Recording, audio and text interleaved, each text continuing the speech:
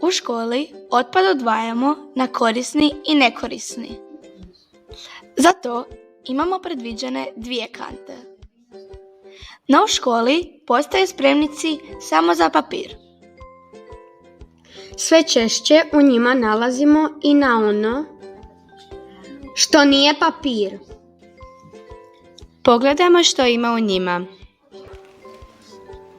S ciljem da svi zajedno usvojimo pravilan način odvajanja papira od ostalog otpada, kako u školi, tako i kod kuće.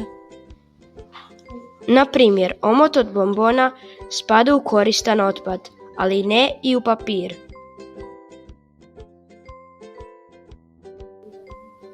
Karton je koristan otpad, no želimo li ga odvojiti i sakupljati kao stari papir, trebali bismo ukloniti ljepljivu traku.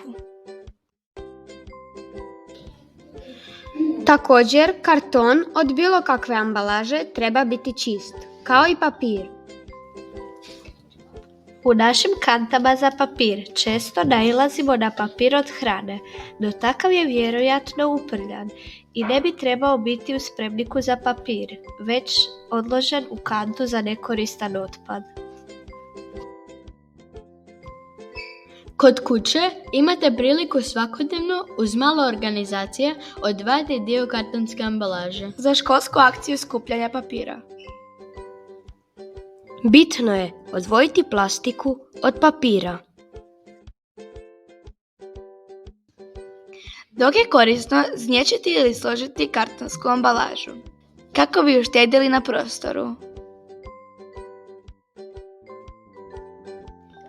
Osim papira, u svakoj našoj zgradi naći ćete spremnike za stare baterije, koje su jako opasne za okoliš ukoliko nisu pravilno zbrinute.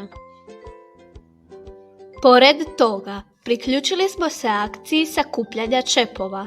Znamo da njih ima na svim mogućim proizvodima. Sakupljate ih kod kuće i donesite nam ih čiste u školu. Mi ćemo se potruditi da sve to proslijedimo na pravo mjesto.